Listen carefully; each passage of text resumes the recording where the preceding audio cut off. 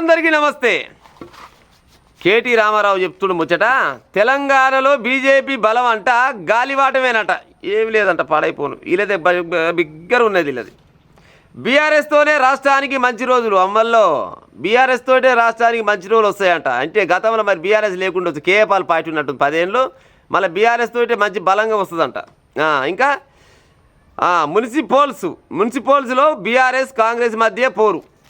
Municipality పోరులలో BRS Congress మధ్యనే పోటీ ఉంటుందంట. ఉండాలి, వాస్తవాన్ని చెప్పాలంటే మీ ఇద్దరి మధ్యనే ఉండాలి. ఎందుకంటే 10 సంవత్సరాలు తెలంగాణ రాష్ట్రాన్ని ఏలిపోయారు కాబట్టి ప్రతిపక్ష హోదాలో మీరే బరాబరిగా ఉండాలి. కానీ మరి మీరు ప్రతిపక్ష హోదాని నిర్వహిస్తలేదు, నడిపించలేదు, ఆసుపత్రి లేదు.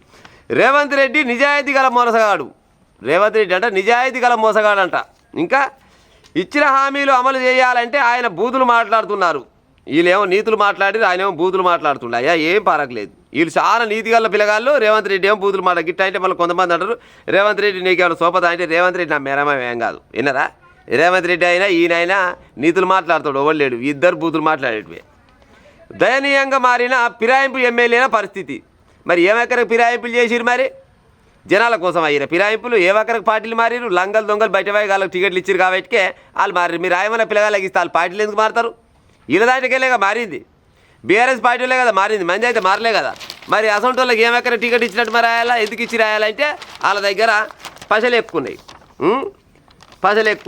రౌడీ చేతులు ఎక్కున్నాయి. లంగా దొంగ బయటవాయి గాళ్ళకి టికెట్లు ఇస్తే ఒక గిదే పనిచేస్తారు. మరి గతంలో మీరు కొన్నారు కాబట్టి ఇప్పుడు గాలుగొంతురు. పెద్ద పరాకేముందాడా? బీఆర్ఎస్ వర్కింగ్ ప్రెసిడెంట్ కేటీఆర్ అంటున్నాం ముచ్చట్లు. ఇప్పుడు తెలంగాణలో బీజేపీ బలం గాలివాటమే అంటే బీఆర్ఎస్ తోటే రానున్న రోజులల్లా మంచి జరుగుతుందని అంటారు. మంచి జరగాలంటే ఫస్ట్ మీరంతా, మీ అయ్య కానీ నువ్వు కానీ నీ బావ కానీ ఫస్ట్ అసెంబ్లీలో ఎప్పటికప్పుడు కూర్చొని కాంగ్రెస్ పార్టీ వాళ్ళు ఏదన్నా ముచ్చట ఎలా పెడితే అందులో తప్పు ఉంటే బరాబరుగా ఖండించాలి. మీరు చేసింది తప్పు అని చెప్పాలి.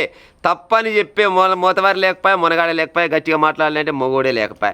మీ అయ్యనేమో బయటికి వెళ్ళడా, నువ్వు ఉన్నా లేనట్టయినా జమ పాడైపో. నీ చుట్టూ ఎప్పుడో పంచాయతీ జరుగుతూనే ఉంటుంది. ఆడోళ్ళ పంచాయతీ దిగుదలగా, హీరోయిన్ల పంచాయతీ, ఆ తర్వాత పోతే కార్ల పంచాయతీ, ఫోన్ల పంచాయతీ, ఈ పంచాయతీ తలగబడ్డాయి. మీరు ఎప్పుడు మరి ముందల పడి తెలంగాణ ప్రజల కోసం మీరు మేలు కోరుతా చెప్పురి. అది ఏం జరగదు. ఆమె దిక్కు చూడాలంటే మీ చెల్లెదో పంచాయతీ పాడైపోరు. చెల్లె గడుకోసారి సామాజిక తెలంగాణ రాలేదని చెల్లె అంటుంటే ఈయన మాత్రం బీఆర్ఎస్ పార్టీతోనే రాష్ట్రానికి మంచి రోజులు వస్తాయంట. మీ పార్టీ దరిద్రమైన పార్టీ, మీరు మొత్తం లంగా దొంగ బయట వ్యాపారాలు చేసిరని క్లియర్గా మీ చెల్లెనే చెప్తుండే కేటీ రామారావు. మళ్ళీ తెలంగాణలో బీఆర్ఎస్ తోటే మంచి రోజులు వస్తాయి. అయితే మరి ఎట్లా నమ్ముతుండొచ్చు? మరి అంటే మీ చెల్లె చెప్పింది తప్ప, లేకపోతే నువ్వు చెప్పేది కరెక్టా? లేకపోతే నువ్వు చెప్పేది తప్ప, లేకపోతే మీ చెల్లె చెప్పింది ఏది వాస్తవం కావచ్చునా? ఎట్లా అనుకోవాలి జనాలు? మీ ఇంట్లో మీ ఇద్దరికీ పొంతన లేకపోయి ఇంకా తెలంగాణ రాష్ట్ర ప్రజలు ఏమి నమ్మిపాడైతే చెప్పు మిమ్మల్ని. క్లియర్గా చెప్పింది 10 సంవత్సరాలలో తెలంగాణలో సామాజిక న్యాయం జరగలేదు.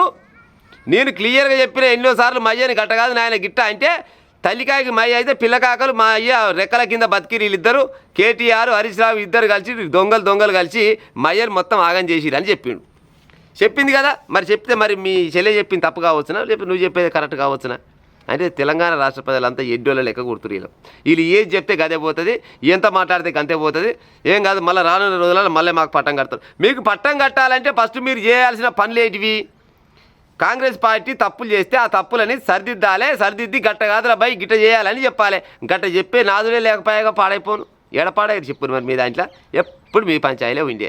నీ ఇంట్లో పంచాయతీ, చెల్లె పంచాయతీ, నీ పంచాయతీ, బావ పంచాయతీ, అయ్యే పంచాయతీ ఉండే. ఏమన్నా ముచ్చట ఎప్పుడన్నా ఉన్నదా? అది ఏది ఉండదు. ఇక మళ్ళీ చెప్తారు రానున్న రోజులల్లో మాదే బీజేపీ పార్టీకి ఏం లేదు. ఆ బీజేపీ పార్టీ వాళ్ళకి ఆలోచన లేదు. వాస్తవానికి బీజేపీ పార్టీకి తెలంగాణ రాష్ట్రంలో మా జెండా ఎగరాలే, ముఖ్యమంత్రి పదవి మేము తీసుకోవాలని బీజేపీ పార్టీలో ఒక్కొక్కరికన్నా ఉండదా? వాళ్ళకి లేదు. వాళ్ళదంతా వేరే టైప్ వాళ్ళది. వాళ్ళకి ఏమైనా వాళ్ళ కమిషన్ వాళ్ళకి రావాలి. పెద్ద లీడర్లకు కార్యకర్తలు మంచి కార్యకర్తలే ఉన్నారు. బీజేపీ పార్టీకి కరెంట్ కట్టిన కార్యకర్తలు ఉన్నారు. అవసరమైతే పార్టీ కోసం పానాలు ఇచ్చేసిన కార్యకర్తలు ఉన్నారు. కానీ ఆ కార్యకర్తల నోళ్ళలో మన్ను పోస్తేందుకు నెంబర్ పెద్ద లీడర్లు మొత్తం తయారయ్యారు. వాళ్ళకి ఏమైనా మీ బీఆర్ఎస్ ప్రభుత్వం ఉన్నప్పుడు అయినా వాళ్ళ కమిషన్లే కావాలి. ఇప్పుడు కాంగ్రెస్ ప్రభుత్వం వచ్చింది, ఇప్పుడు కూడా వాళ్ళకి కమిషన్లే కావాలి. వాళ్ళకి కమిషన్లు ఇస్తే ఏ ప్రభుత్వం ఉన్నా కానీ వాళ్ళకి సంబంధం లేదు. మాకు నష్టం వచ్చింది అని చెప్పి మాకు కావాల్సింది ప్రజలు అనుకుంటారు. నువ్వు అనవలసిన పని లేదు. ఆల్రెడీ తెలంగాణ ప్రజలు మొత్తం ఎప్పుడో పసిగట్టారు. తెలంగాణలో బీజేపీ పార్టీ అనేది అది తుసిపటాకి అన్న సంగతి అందరికీ ఎరుకునే వచ్చింది. మళ్ళీ నువ్వు కొత్తగా చెప్పనక్కర్లేదు. కానీ ఒకవేళ నీకు కనుక తెలంగాణ రాష్ట్రంలో అధికారం రావాలంటే చాలా పనులు ఉన్నాయి. 7 పనులు ఆడబెట్టి ఎల్లమ్మకు ఒక పొద్దున్నట్టు నువ్వేమో పని చేయవైతే ఇలా బీజేవైతే ఏమనంటే రానున్న రోజులలో మేమే వస్తామంటే ఏమెక్కడికి వస్తారు ఎట్టు వస్తారు.